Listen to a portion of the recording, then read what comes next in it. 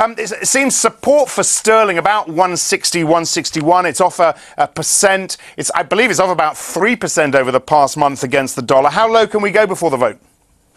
Well, I think I wouldn't have been surprised if we were potentially seeing a loss of perhaps 1.5% to 2% against the US dollar today. So you could argue that it hasn't fallen quite as far as I'd fear. But having said that, we need to see how the North American session opens up. But I think clearly the big line in the sand, at least in the short term, is that 160 threshold. It's both a technical and a psychological level.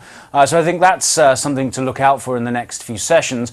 And I guess the question is, yes, we've seen one major pollster suggesting that the Yes campaign for independence are now in the lead. But of course, that margin of error is such that we're effectively talking about a statistical dead heat. And I think the parallels with the Quebec referendum in 1995 are fairly relevant here because, of course, the leadership of the campaign into that vote was very much in terms of the independence campaign, sure, only for it to fail just on the vote. And you know, to that point, this shy no vote a la Thatcher in the 80s, I mean, to what extent do you believe in that?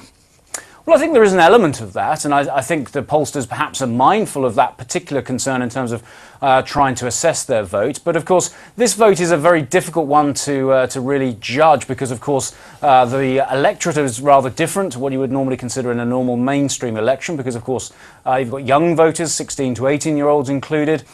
As long as alongside other residents from other nations of both the Commonwealth and the European Union who live in Scotland. So I think that just adds to the debate about the efficacy of the very tight nature of these polls. And then if we get the yes, what do you imagine happens to sterling?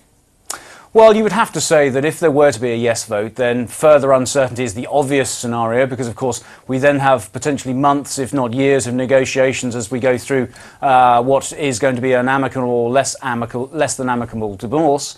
And so the inevitable scenario is that international investors wouldn't want to be party to that, wouldn't want to be susceptible to uncertainty. So I think clearly we could easily see another 5 big figures off sterling against the US if we were to see that sort of scenario. So a 155 target is an obvious one to look for. Let me get a quick word for you on this sentiment versus real data. The Centix was a bit of a shocker.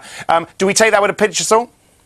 I don't think we do take it with a pinch of salt, but I think we have to be mindful that clearly sentiment has been pressured for some considerable period. And if you look at forward-looking data in terms of those PMIs, then I think it just underlines the pressure points that the Eurozone is clearly under. I think the ECB, if not tacitly admitting that they would like to see a cheaper euro, implying that a weaker or a cheaper euro is one way to alleviate some of the downside risks for the economy.